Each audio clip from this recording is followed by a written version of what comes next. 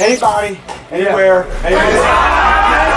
It's time to take command with former NFL tight end Logan Paulsen. This pass caught by Paulsen, the tight end. And from 106.7 The Fan, Grant Paulsen.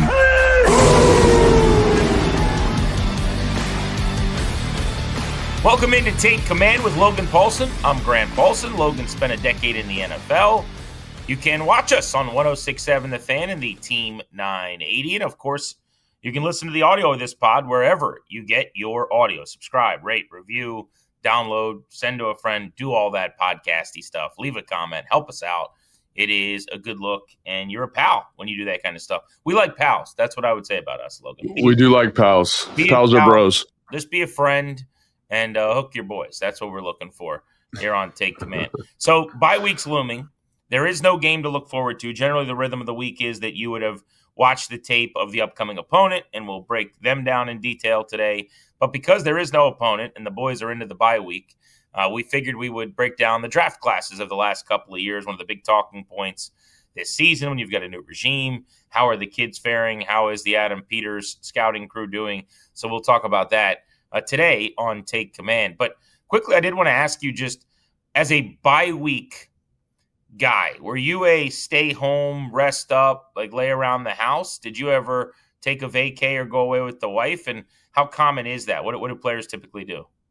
Yeah, so I remember my first couple years in the league, like I'd go back to California, see my family, see my wife's family for a couple days, and that was always nice to kind of reconnect and get away for a little bit. And, I'd work out while I was there and go run routes at the field and just be a total psycho. But and then as I got older and I was in Chicago, San Francisco, Atlanta, Houston, I would take the bye week as an opportunity to come home and see the kids. So, get 4 or 5 days off, take a flight, come say hi, go back, because family had stayed here. And so it just kind of different points in my career. It was used for different things, but most times kind of getting with family. And, I will say, like, most guys are pretty beat up and tired at this point of the year. So, like maybe they'll take a vacation, but it's nothing crazy. It's not like going out and going crazy partying or anything like that. Usually it's just kind of take a breath, refocus, and try to get the back nine of the season locked up.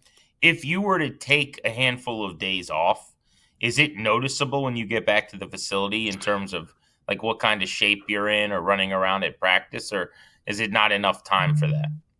I always felt that, like, I don't know if you could actually, if there's any physiological difference, like when you look at some of those charts, it's like 3 days for cardiovascular fitness to deteriorate. So maybe you'd feel it a little bit. The thing that used to get me coming back was just you were in this like grind mode, man. Hey, I'm up at 5:30. I'm at the facility at 6. I got this and this and this and this. And then I always felt like the bye week kind of disrupted my routine in season. And like I was a big creature of habit. Then, I thought I was a psycho, but then I talked to Santana, I talked to Fletch, and they had the same feeling, like coming back to the locker room. It just felt different. It felt like some of your callus had worn off a little bit to the season, your mental callus more than anything. So I don't know if physiologically, there's anything actually happening, but mentally, I always felt like I was a little bit looser, and it took a couple days to get back in and really locked in for the games and get back on my schedule. Let me be clear: you were definitely a psycho. You might have just had some company in that regard, but when you're living in a studio where you have like a folding chair and otherwise sit pretzel style in the dark looking at a playbook with no furniture and no forks or knives because you're not going to eat food at your place of living for a year, that qualifies. I mean, you had qualifies. You had some wild living situations we've talked about on the pod. My favorite is when you're like renting a place behind a curtain, sharing a room with like a family. I mean, just a wacky bit. It's a tough bit, man. But like, hey, no one can say I wasn't locked in on football. No one can say that about my time in the NFL. Like, talk about maximizing opportunities. Like, I wasn't the most talented guy ever, but I was definitely going to turn over every rock in the parking lot to figure out if there was anything good under there. You squeezed out every ounce that was available to you. Which is a nice thing people can say about me, So. Totally. I mean, I say this all the time. Like, I undulate occasionally where I'm like, am I too much of a hard ass expecting these guys to be pros and to prioritize ball? And, maybe not go out to the nightclub until 3 a.m, the week of a game. And then I'm like, Logan Paulsen existed, man. Now, I don't need, everyone to count every pea that they eat and chart it on the wall with a Sharpie, like Remy Malek in some movie where you're like getting even with people. Like you're on a different level. But still, that always brings me back to like, no, it's not that crazy to ask guys to like show up 10 minutes before the meeting at 8:14 in the morning. It's probably and I will say this is the old Hardo in me, and like, oh, things are different now. But I do feel like because of the NIL stuff and because of how much money players are making in college, there's a different expectation set for these guys when they come into the league. And like I remember talking with Fletch about like 2010, 11, 12, his last couple of years in the league, and just like, and he was reminiscing about stories in practice and how we used to practice, and I was like, man, it was kind of gnarly. Like it wasn't like, sunshine and rainbows all the time. And now I just feel like the landscape has changed quite a bit, but I'm sure every old football player has that same thought at some point in their life. Yeah, I do that with like how hard people work at restaurants like that. Growing up, like I couldn't take Saturdays and Sundays off from my shifts. Like, yeah, we all kind of have those feelings. Speaking of the kids getting to the NFL from college, let's talk about a couple of recent draft classes for Adam Peters here. I want to buzz through some of the names. So this segment, we can zero in on this year's draft class. It was the smallest draft class in the NFL because of the trades for Marshawn Lattimore last year, Laramie Tunsil this offseason. The Lattimore trade right now is one of the few significant, like important L's probably taken by Peters to this point. But I would say the Tunsil trade has been a gigantic win. And you got to an NFC championship game in year one. There have been plenty of those. But let's get to this class. I want to go one by one here. So Josh Conerly got off to the rough start. To your credit, I was asking, do we sit him? Do we give him a reprieve? Do we give him a mental reset? You kind of wanted to keep sending him up there, Top Gun style. And the numbers have really balanced out here, right? I mean, the pressures have gone down. The grading done at some of the sites that do that is much better.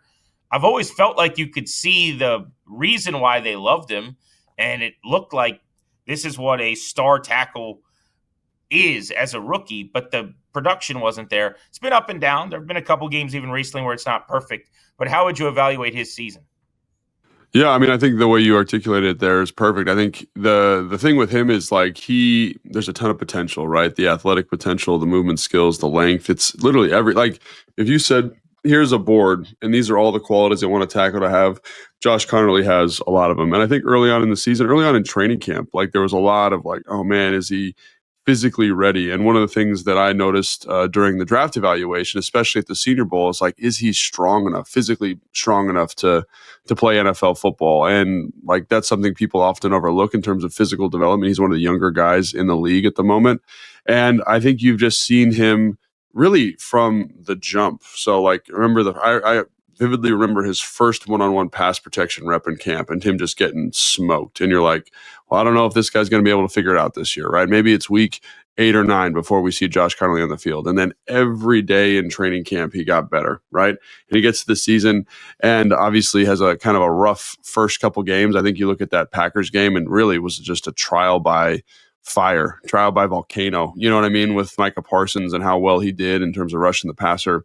And, but I do think like one of the things I really appreciate about him as a player, a person, a prospect is no matter what happened, no matter what adversity he faced, he's gotten better every single week, like literally better every single week. Now, some of that is Cliff and the offense and how they're calling stuff too. They're helping him out a little bit more with chip help. They're not putting him on an island as much anymore, but there are reps versus really good pass rushers. Like I look at his reps against Seattle versus DeMarcus Lawrence, where DeMarcus Lawrence is a real deal, powerful pass rusher. And he's like grabbing stuff and shutting it down. There's the Aiden Hutchinson tries to throw the spin and he catches it, man. Like that's big time pass pro stuff.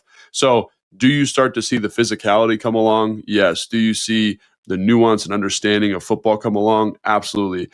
And I'm buying Josh Conerly stock, man. I think he's going to be a stud. I think he's going to be really a heck of a football player. And when you combine that with the addition of Laramie Tunsil, like you alluded to, I think there's nothing but positive things to say about the offensive line acquisitions this year.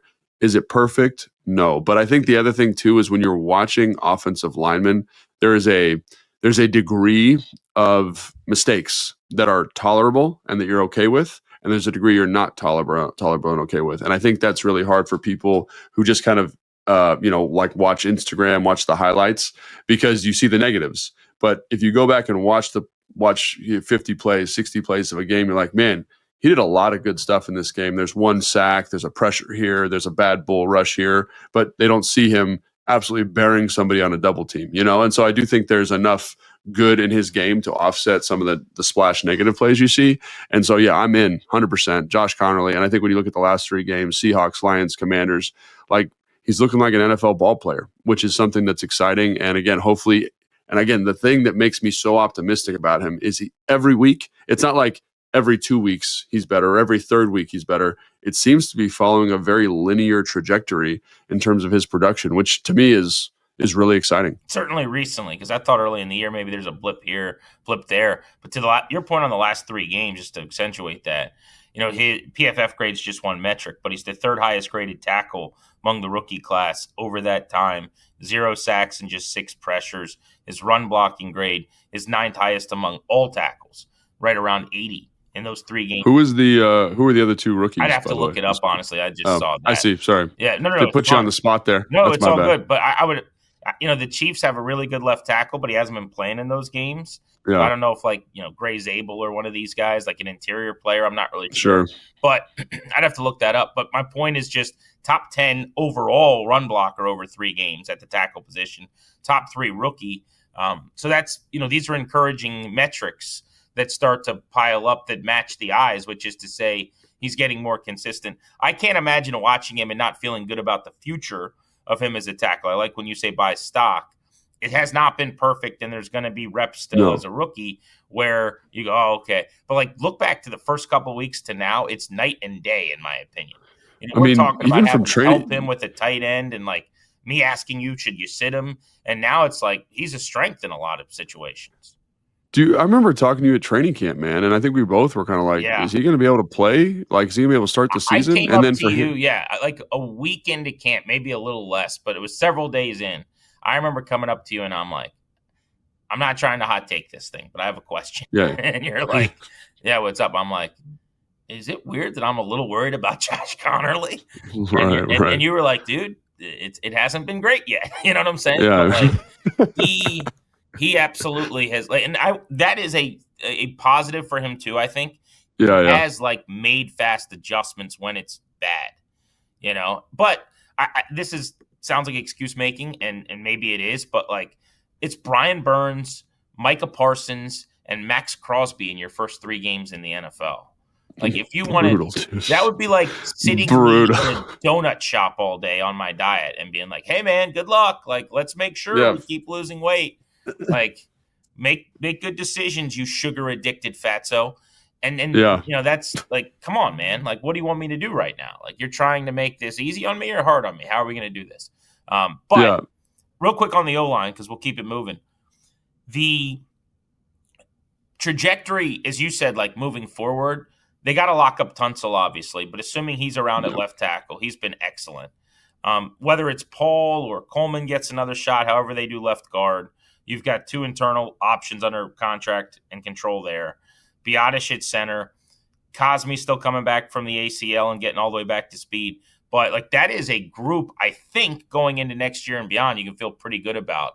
Not having to address, not having to sink money or assets into. You could always fortify and strengthen. That's just something, if we're looking for areas of the roster that don't need a ton of work in the offseason, that might be one of them. How about Trey Amos, the corner? They took him at 61 overall. He actually had a really good camp, a very strong preseason. I would buy stock in him too, but I want to know what the tape says, because there weren't high-level impact plays. He's not picking off passes, changing games. Here's my anecdotal observation.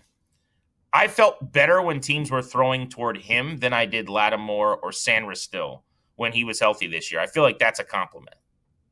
Yeah, I think that's a fair assessment. And I think there's times where he gets beat. I mean, a little bit of it's Conerly. And I'm going to say this, I think the road so far has been much smoother for Trey Amos. I think he's been much more productive. I think you see a much better coverage player. I think you see a guy who can play the position at a high level. And I think that's ultimately what you're excited about, or what I'm excited about, right? I think you see ball skills, you see composure, you see route running, understanding. And are there mistakes? Sure. But I also think here's a guy that, again, like in man coverage, which I did a lot at the beginning of the year, was excellent. In zone coverage, he's got a good feel.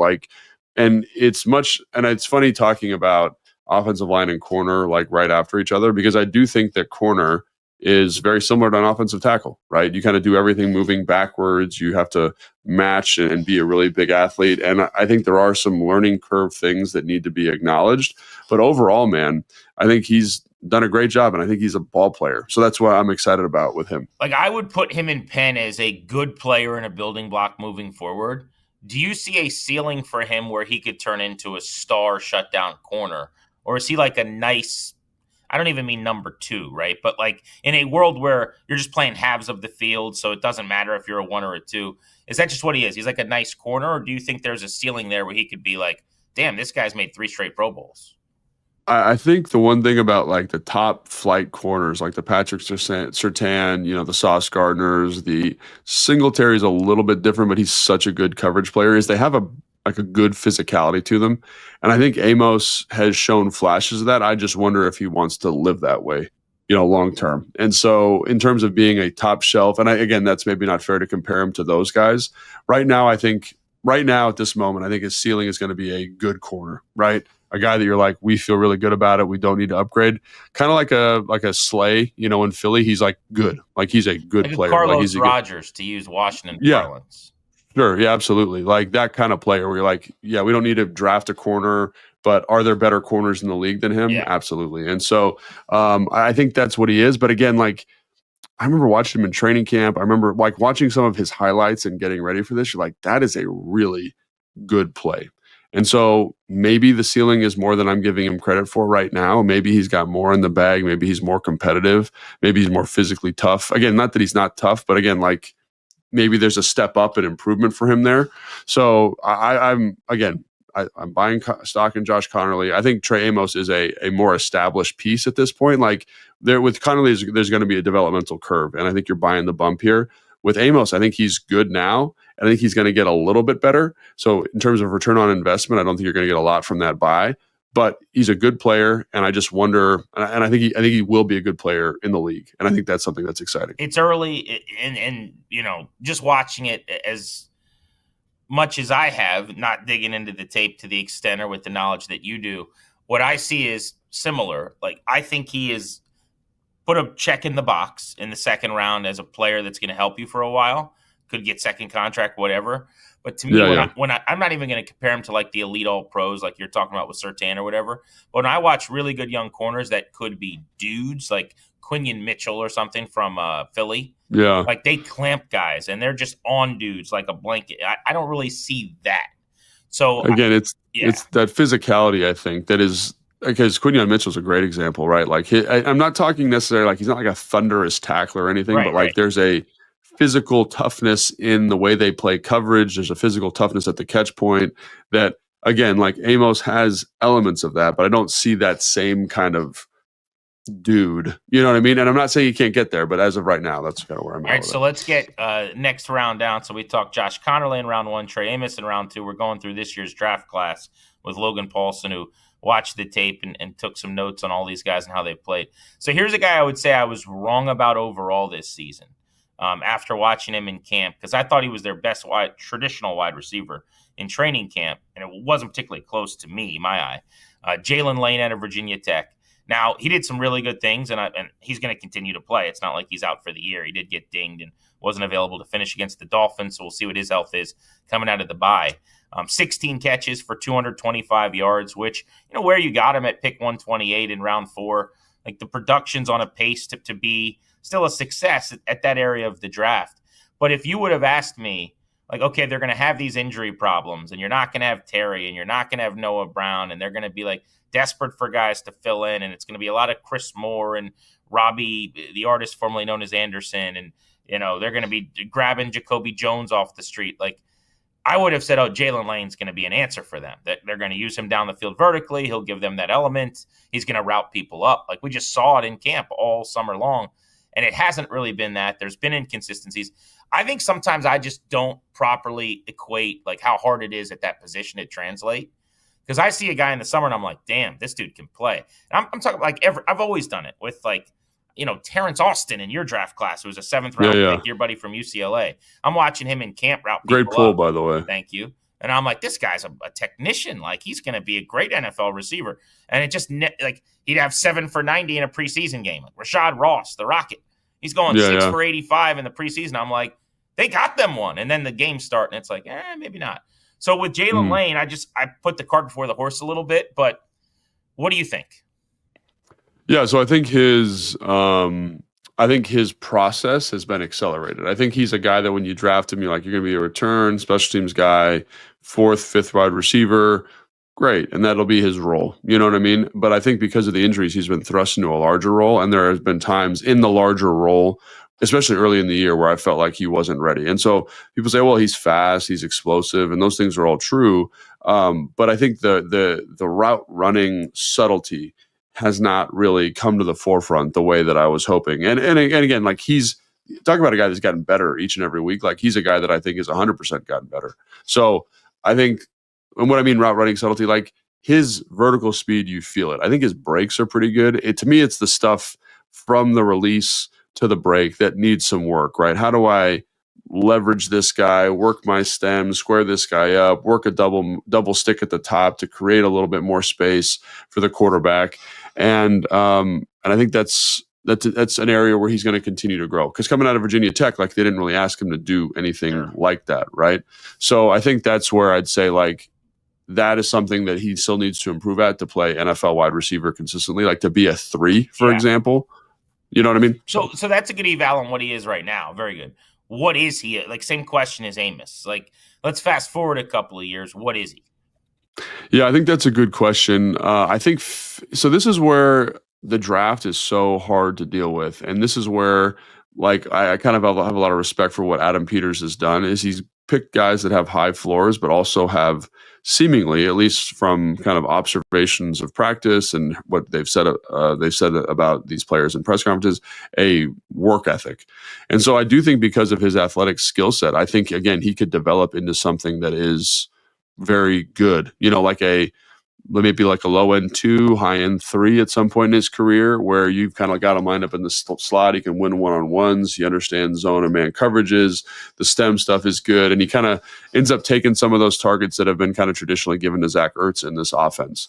So again, with him, like, I think you see more of his warts because he's in a role that he probably shouldn't be in. And again, it's great to see because like he makes a huge play against, who was that, Detroit a couple weeks ago on that post, like really nice job by Marcus Mariota. You see him last week. I really liked the route he ran last week against Miami, where it's like that spin, that first in, or that like maybe deep quick through on a knife concept with the dig behind it, where he's able to win versus outside leverage man coverage and break across and make a tough catch. Like those things are good to see because again, like his route running tree is kind of growing and diversifying, and that makes me really optimistic he can do more. I think again, early in the season, you saw some discomfort, right? You saw him have a hard time catching the football in certain situations, but much like Conerly, I think he's grown. And this is where, again, the injury stuff is super annoying. Like it's so frustrating because it's really negatively affected the outcome of this season, obviously. But I think it's also good because you get to see a guy like Jaylen Lane in a larger role, getting these NFL reps, and it's going to accelerate his growth process going into next year. So I think he could be, like a low end 2, high end 3, kind of like De'Ami Brown was here last year, where he's like catching screens, he's doing some gadget stuff, he's winning vertically down the field. But again, like I think he's not quite there yet. But I think you're starting to see flashes and signs that make you optimistic about his long-term prowess here. I'd also predict if Deebo's not back, and I don't know what the plan is, right? Because Deebo Samuel is going into a contract off-season. He could get a lot of those looks, to your point, on the screens and some of those things too, where you move him around and get him the ball around the line of scrimmage. Last guy then, let's be quick on this one. I think we've talked a lot more about him as the year's gone on, but there's been a regression since the summer when he was everybody's flavor of the month, and that's Bill. Ja'Cory Krosky-Merritt, who right now, for the moment, Chris Rodriguez is the hot hand who's kind of supplanted him as a guy that might lead the team in carries for the next couple of weeks. Bill shot out of a cannon. I still really, really like the explosiveness and the ability, but it hasn't been as good. I felt like some of that is run game, not Bill, but clearly they feel like he's missing some things, or else maybe his workload would be probably not diminishing. Yeah, sometimes I think he's really talented. Like, some of these other guys, like he's talented. Like there's no doubt about it. Like he can catch football, he can run, he's got some explosiveness to him. He's got that kind of blitz pickup on the goal line, by the way, on a Toyota drop back in this game. He blew a dude up. Looked like Clinton Portis taking on a backer. But yeah, got some of that kind of stuff you can't coach. And so just to keep this tight, like I think some of it is a little bit of a regression because it's hard to run the football in the NFL. Like they played some good fronts and guys have been very physical. I also think there's times where I see him and I'm like, I wonder how much you're pressing this, how much you're like forcing the issue for an explosive play, as opposed to Chris, who's just like, this is the hole, I'm going to hit it. And so I think with young backs, there's this, because in college they can hit home runs all the time, right? So like it's kind of learning how to just get on base with the run, get on base, and then when your pitch comes, you just knock that thing out of the park. And so I think do I have any doubt that he's going to be an excellent football player? No. Like I think he's going to be a feature here for a long time. Like I'm very confident in that. I think the thing is just like learning how to run like an NFL runner, and that's going to take some time. I don't think people should be down on him or sell stock. I think this is just a process of being a young football player, learning some of the nuances of the NFL game. Kain Medrano, the 6th-round pick, hadn't played a ton. We will leave that one on the cutting room floor for now. So Conerly, Amos, Lane, and Bill for the 5 draftees this season. Let's get into the 2024 class and year 2 for some of these players. We'll do that next. It's Logan Paulsen and Grant Paulsen.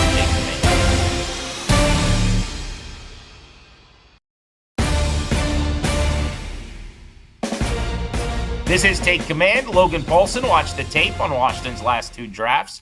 We're breaking down some of their young players that Adam Peters and his staff have drafted, and there are 2 drafts together now running the Washington operation. Grant Paulsen and Logan Paulsen with you 3 episodes a week, so subscribe, rate, review. We'll get you another one this weekend during NFL games, even on the bye. Some deets to come on that. But Logan, why don't we get to the 2024 class? We'll go rapid fire through some of these guys. I'm going to skip over Jayden Daniels because I feel like, there's no one that we talk more about on this pod generally. We can get more detail on some other guys here. We'll start with Johnny Newton, who, okay. I said I was wrong about Jalen Lane. Like, this is the guy over 2 years I probably have swung and missed on the most. I loved this pick at 36 overall. And I thought pocket pushing, pass rushing, like impactful. The tape is crazy. Like, I just loved it, and I have not seen it. So I know what they were expecting. I know they haven't quite gotten it. I wonder how much of it is related to the injuries that kind of cost him his entire buildup last year. It feels almost like this is a rookie season for him. But, I mean, there's games here where he's getting out-snapped by Sheldon Day. Last year he was playing 51% of snaps. This year in year 2, it's down to 34% of snaps. So it's hard for me to look at this one and feel really good right now. Where are you at on Johnny Newton? Yeah, and again, like I'm always on the fence with like smaller defensive tackles. And one of the things is like if you lack length and you lack size, like you better be lightning quick. And so in college, like you saw some of the athleticism, you saw some of the quickness, but there wasn't like this super nuanced pass rusher, but you're like, shoot, get him in the league because he's got this kind of athletic base. You'll see more of that. And so I think the thing that's been, again, I don't want to say disappointing, but maybe frustrating with him is that like you've seen flashes of the worker, the pursuit to the football, running down backs, sniffing out screens.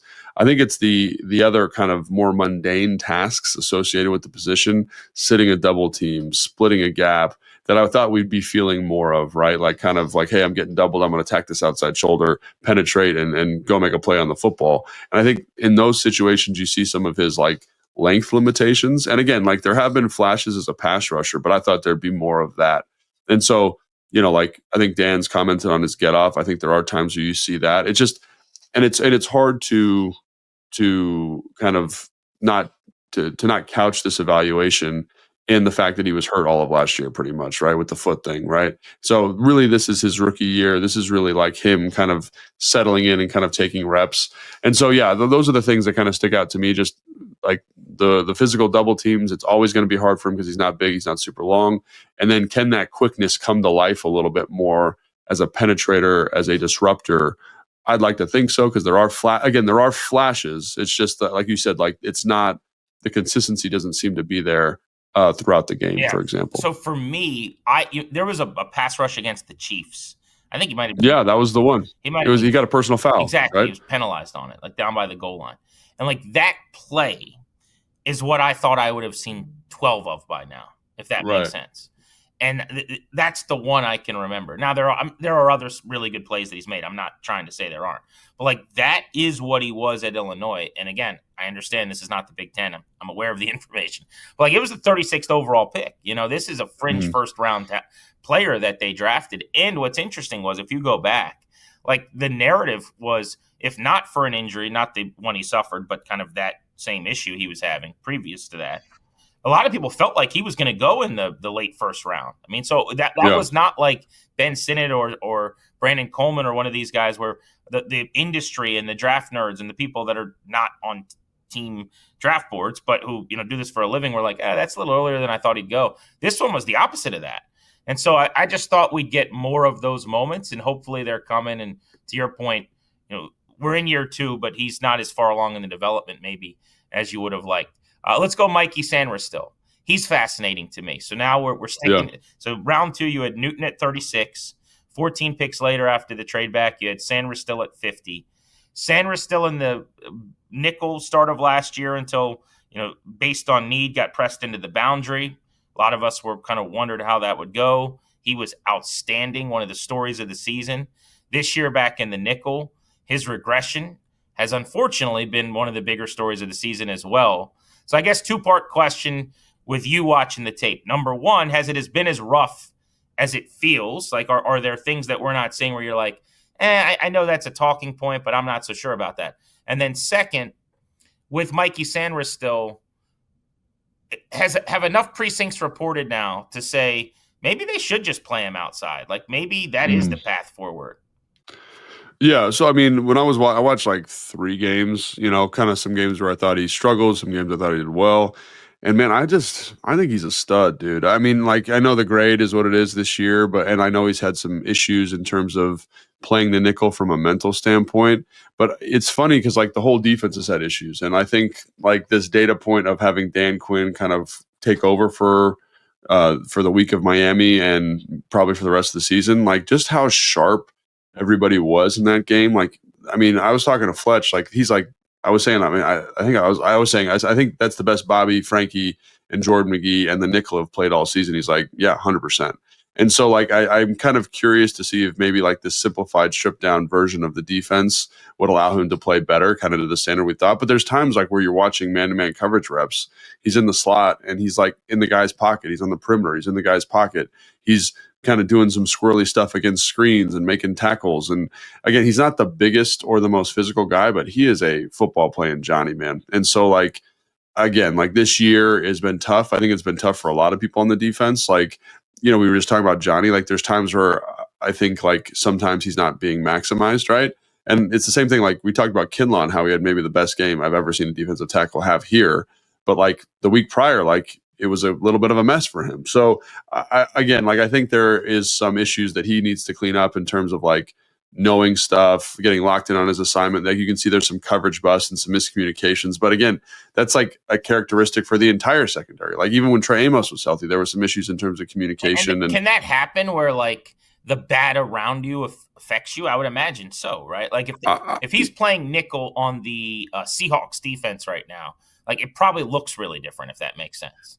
Yeah, and so that's kind of where, again, I think you see the movement. I think you see the physicality. I think you see the instincts. It's all there. It's just like the defense hasn't been playing well. And so, and is he a part of that? Absolutely. And I think, he would be the first to tell you that there's times where he's got to play better. He's got to know kind of his response to certain things. But again, there are guys like that just, I don't think have been put, or they weren't playing up to their potential. And I think sometimes and I think that's because of them, but I also think it's because of the coach. So I think it's multifactorial. So in terms of the athlete and the football player, I think he's fine. I think it's just about, can we clean up some of this stuff? Can we make sure he's more confident, make sure he's in a good role? But I think he's a good player. And I think, again, like I know a lot of people are kind of like, oh, Mikey's regressed, first off, playing nickel sucks in the NFL. It's really, really hard. And so you want to make that as easy and as simple and as straightforward as possible. You would keep him in nickel over, like, moving forward, putting him on the boundary? So, yeah, like this season you're saying? Like, I don't have a problem with him like playing. Going into the offseason, let's say. Lattimore is going to have an ACL going into next year, and who knows what the plan is with him beyond. Like, you're either going to need to go address that, or you could move him outside and address nickel. Like, do you still look at him and go, that's my long-term nickel? Yeah, that's a good question. Again, because I want to see how he operates kind of in the Dan Quinn version of this defense. Yeah. And I don't know if we'll get that this year, but I think the thing with him is I want him around the ball as much as possible, right? I want him, blitzing. I want him fit and runs, kind of making explosive plays near and at the line of scrimmage. I think he's capable of doing that. And also I want him kind of as like hook players and like matching stuff in zone with eyes on the quarterback, because I think he's going to turn the football over. So if that doesn't work out, that's fine. I just think he's a good ball player. You know what I mean? I just think he's good. And kind of like, when you watch Cooper DeJean for Philly, for example, just as a point of comparison, like I think he's just good. Like, so whether he's playing inside or outside, like I think he just understands football and has that kind of intuition to him. I feel the same way about Mikey. Logan Paulsen, Grant Paulsen on Take Command. We're working our way through the 2024 draft class.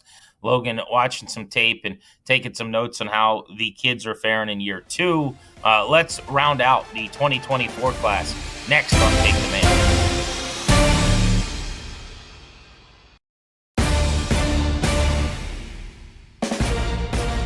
All right, welcome back to Take Command. Logan Paulsen, Grant Paulsen, evaluating the last 2 draft classes. We're in round 2. We've talked to Newton and Sainristil. So 3 picks after Mikey at pick 53, they go Ben Sinnott, the tight end from Kansas State. And to this point in his career, he has just 8 catches for 61 yards in 27 games.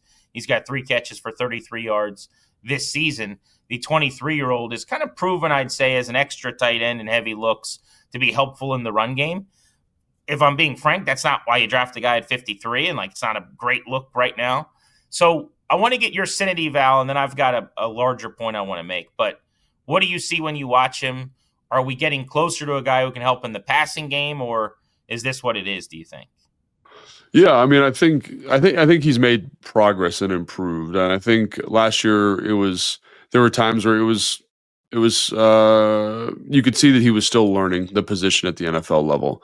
Right? Like he had placement, leverages, different front spacings. You could tell kind of threw him for a loop, and it was hard for him to play like productive minutes because he was doing so much learning. And now I feel like he's taken that step where you see him understanding his angle on the insert. You see him understanding where his hat should go on the cutout. You see him working and being competitive in line and being extremely physical. And that's always been who he is. And so I think you see the athlete, the explosiveness, the twitch, right? And now it's just how do you let that translate to the pass game? And I think one of the things that can be really challenging is when the guy who's starting at the pass catching position. So, a good example of this is, Zach is the guy in this case. But like, for example, when Jordan Reed was here, he was a very specific type of route runner. So the guy that backed him up, I was like Niles for a little bit. Like Niles can't do all that Jordan can do, but he can do some different stuff. Like I actually thought like Niles' long speed was a little bit better. Like him running a corner, him running a seam was better. And sometimes it's hard to kind of shift the offense away from the guy who's starting, right? So in this case, it's kind of hard to shift away from Zach. So if I was cultivating an offense and I wanted to get Ben Sinnott more featured, more touches, I think a big part of it would be kind of let's get into these 12, 13 personnel looks. Let's run a little bit more play action. I think that's where you're going to see his production come to life. Get him the football in space and let him rumble and bumble and stumble for explosive games because he's fast, he's explosive, he's twitchy. It's just different than what Zach brings. And I think that's something that's really hard once the offense has been established. Like, hey, the F tight end is this type of guy. This is the type of routes that he runs. It's hard to kind of augment it for the third guy who's been in this case, even though he is an explosive potential playmaker in the offense, to maximize that. But I do think as we're in these more condensed sense, you'll see him be more productive, I would assume. Which not coincidentally, by the way, like it's not how they live from a personnel standpoint. Right. And it's what I beg for and want more of, to be honest. But it's just not what they're going to major in. And so, if so facto, he doesn't get that involved that frequently. The point I wanted to make was, and I just want to get your thoughts on this.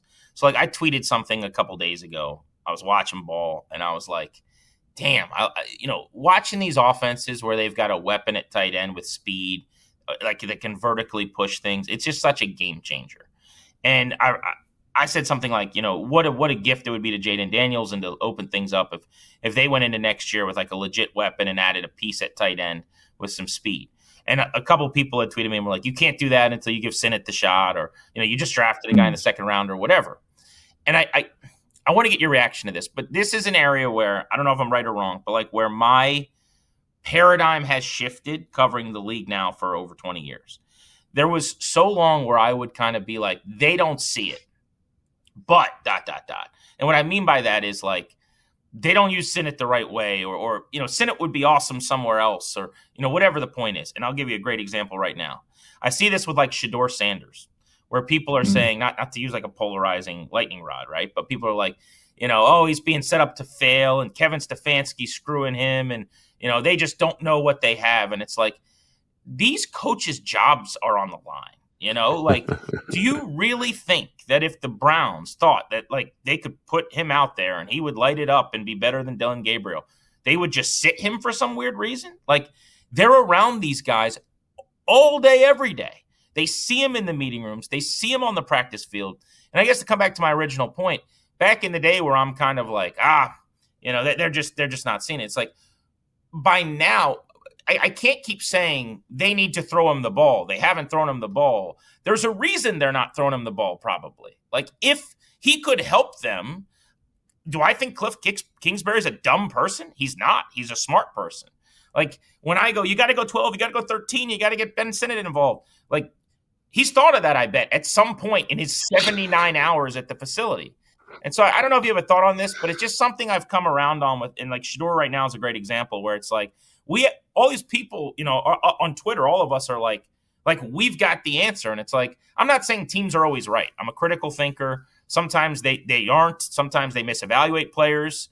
We're talking about that today in a sense in some cases. But like, long-winded question of saying, am I onto something here where for the entirety of last season and for a short time this year, I was kind of like, man, this is dumb. They got to throw it to Sinnott. And now I'm like, there's probably a reason why they're not. Like, by now, a good player who can help you a lot would like just have been involved more. Is that too simplified? Probably a little bit. I think you're onto something, but I think it is a little bit of an oversimplification. And I do think, like you said, like I think he's a perfect fit for where Adam was before and with Kyle, right? Like, and I think one of the things he said at the presser, he's like, he reminds me of Kyle Juszczyk and George Kittle. And when you look at Kyle Juszczyk and you look at George Kittle, like George has grown in this way over his career, but early it's like, I'm going to run vertically. I'm not overly nuanced. I'm just fast and strong. And we're going to throw you the football on like these play action crosses and play action corners and seams and all these types of things. And Kyle's very similar. And again, he's grown a lot in terms of how he runs routes from the slot and all those different things in terms of creating matchups. But this offense is a little bit different than that, right? It's not quite that setup where you can put a guy in there and you can create space for them off of play action or off of a little keeper and get them on a slide. And you saw a little bit of that on his touchdown. When was that? 2 weeks ago? And I think like that's where I think he right now would be able to grow the most quickly and be a productive member of the passing game. But this offense at times isn't really that, you know what I'm saying? And so I think like, can he be more productive in the pass game?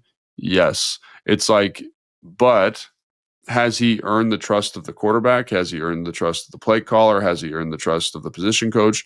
Those are questions that I think you're alluding to there, where it's like, if he had, right. Let's say he's balling out in practice. Like, to me, a great example of this is Jacoby, what's the guy, number 84? Yeah. Like, he comes out in his first NFL game, 3rd and 6. They run an option, like a return route to him. He is the primary target. Marcus Mariota throws it to him for a first down. Like, they saw that at some point in practice and said, we feel comfortable with that guy getting that touch, right? We feel comfortable with Jalen Lane getting this touch. And right now, I think it's still like, again, every player has their own arc in terms of growth and development. I think Ben has the ability to do more for this offense, but there's other things you have to do to earn that, right? To show that. And I think that's a great point. Like, has he shown it? I think that's a good question. And I don't know if it came off in my point as if I'm out. Like, I guess when they drafted him, I was thinking this could be a Chris Cooley figure. This could be like a rumbling, balance after the catch, like tackle breaking 70 for 750 kind of thing. I think that's what he is. Yeah. And now I'm like, okay, he's going to have some like 40 catch, 425 yard season. Like I've lowered the bar, but I still, could he be more productive than this? Of course. Like he's just, you could just throw him a couple of play action, dump offs, and and a 3-catch, 37-yard game doubles his career total or whatever. Like, yes, he's capable. I guess my point is, I've just kind of shifted on. They don't see it. They're not using him right. It's in a year where everyone's hurt, and they went a month where they were struggling. They're averaging 14 points in the last month. Like, my guess is if they had something that they could try, they probably would have done it at some point. All right, there's a couple other guys we got to get to, so let's do it really quickly here. We could go rapid fire with these two. Brandon Coleman and Jayden Magee are the two I want to hit on. So let's start with Coleman, another guy that last year I really thought was very solid. Like, I didn't necessarily think you had to upgrade at left tackle. I know they wanted to. They kick him to right tackle, then they draft a right tackle, they kick him to left guard. Now he gets supplanted by Chris Paul. We actually, incidentally, saw him a lot this week as an extra tackle. He looked okay. I'm still high on him. I know maybe I'm in the minority. I just think when he plays, he's pretty good. What do you think Coleman is a couple years from now? And is he going to play tackle or guard? And how do they get him back on the field? Yeah, I think he played well against Kansas City too at left tackle when Tunsil was out, right? So he's done some good stuff this year. I think this again, like the injury and lack of offseason is a big part for a lot of these guys. Like Johnny Newton, I think is a great example of another guy last year missing the entire offseason, missing a chunk of the season, and it affecting his developmental curve, right? Here's Brandon Coleman learning a new position and was banged up for a big chunk of the offseason, right? I forget. I think he missed all of training camp, pretty much all of preseason, didn't do any of the joint practices, and then all of a sudden had to come in week 1 and play at a new spot, which he hadn't got a ton of reps at. So I think, again, like early on, he had some difficulties, right? Because again, it's all new. But I do think when he has played since then, I think about the Kansas City game specifically, like he played well in that game. Like it wasn't perfect, but he played well. And you saw the length, the speed, the athleticism, and you're like, that guy is an NFL football player. And you watch him as the big tackle this last week, just moving people off the spot, and the athleticism, the footwork, all there for you, right? So to me, like, I'm high on him. Like, and again, like, what do you do with him moving forward? I don't know. Maybe he's your swing guy for the next year, and eventually he starts the year after. I don't know, but he can definitely play NFL ball. It just comes down to, can he be healthy consistently, and what's his role moving forward? Like, but again, he can play football, and I think they understand that. They want him around, and I think it's one of the reasons, like, he is in this big tight end role. It is the reason that when Tunsil's got the tight hamstring and warmups, he's up and active on game day. So to me, there's no. Don't overthink this one. Like, he can play ball. It's just about when and how he gets back on the field. Totally, yeah. You've seen enough of the good from him to feel like he's going to help for a while. Also, I think we're going to get a lot of intel on what they think of him this offseason because Chris Paul's a free agent. And right. Chris Paul, who's been starting over him at left guard, who makes $1.3 million, he's due for a raise. When you start all season and you play at a decent level, you're going to get paid in this league. He's not going to be elite money guard, but he's going to get a good raise. Do you just say that this is why we drafted Coleman and we have layered talent and he can go get money elsewhere and we're going to plug in our 3rd round pick? That's very possible. If they pay, Chris Paul to play guard, that would be revealing, in my opinion, that, maybe they just think Coleman is a swing guy right now. And so that's going to inform us a little bit on how they're doing this. Last guy is Jayden Magee. The arrow's trending way, way up here. It's been awesome to get him healthy and on the field. The Temple product. And now played 19 games in his career, and the majority of the last few games when they moved Luvu down into the line of scrimmage. He can run and hit. Like, this is what they told us. They called this one, man. He seems like he can play. Yeah, man. I mean, and maybe it's biased because, like, the last game was so good. You know what I mean? Like, he's relentless. He's fast. He's so fast, dude. He's so fast. Like, in this era of people calling for Kain Medrano, like, I think Jordan's got to be faster, right? His physicality and his instincts to the football are tremendous, right? The tackles that he had against A-Chain in space, like, and again, like, even against Kansas City, I thought he did some really good stuff too. So yeah, I think I definitely think the arrow's trending up. I think you feel really good about him moving forward. I think he's going to carve out a role. I think the one thing I would just call attention to is health. He's been a little bit nicked up. early in his career. I think year one was kind of a wash for him because he had the knee, then he had the hamstring, then he had the shoulder, and it was like he never got on the grass. And so I think with all these guys, one of the things is like obviously they're very physically talented, but you can see how with Coleman, the injury, kind of stunted his growth. With Johnny Newton, you can see how the injury stunted his growth. I think with Jayden Daniels a little bit, how the injury stunted his growth. So it's like, can they stay healthy? Can they take care of themselves? Can they be lucky in terms of their health? Are going to be big factors for all these guys. But I think I'm all in on Jordan Magee. I think he's going to be an absolute baller, and just about whether you can be lucky and stay healthy. Yeah, and just seeing the way he got out and tackled Achane in space on multiple occasions against Miami was something we hadn't seen enough of at the position this year. Thought he did a good job in the Detroit game in coverage to an extent as well. And he's missed just 2 tackles over his last 6 games. With all of the times you're out in space on people, that's a pretty significant deal and a big number for Jordan Magee. All right, it is time for our pick segment brought to you by the FanDuel Sportsbook. Make every moment more. This weekend in the NFL, Logan, we're actually going to get an opportunity to watch a bunch of ball because the Commanders have a bye week. So I'm looking forward to plopping down on the couch and not moving for a bunch of hours.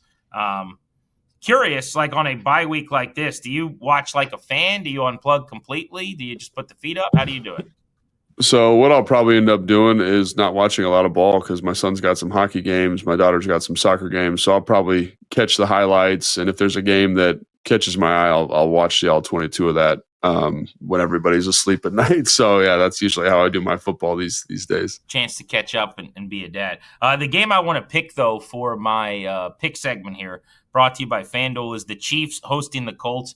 I think this is a season on the line game for Kansas City. They're 5-5. If you lose this game, you're sub 500. Your chances of making the playoffs for the first time dip under, well under 50%.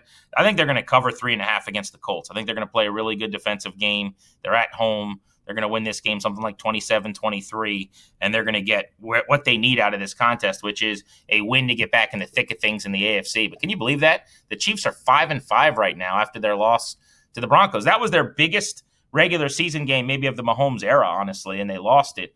This now becomes their biggest of the era because they're 500, and they may not make the playoffs if they don't win this game. I think they're going to handle themselves well. This is a really good team that got off to a slow start and has run into some other really good teams lately. Yeah, this seems like an all-22 game for me, man. I'm excited because are the Colts for real? Are Kansas City got to sprinkle some magic pixie dust on this thing? Because, again, like they've had some ups and downs this year. They've had a tough schedule, but that's going to be a hell of a ball game. That's the pick segment brought to you by the FanDuel Sportsbook. Make every moment more. That was fun looking at the draft classes with Logan Paulsen. We've got some creative things to do next week during the bye week as well. We're going to give you multiple pods. We'll be breaking down the offense and the defense through 11 games in great detail. Logan's going to be crunching all of the film for us between now and then. Thanks to our producer, Evan. For Logan, I'm Grant saying so long. We appreciate everybody checking out. Take command.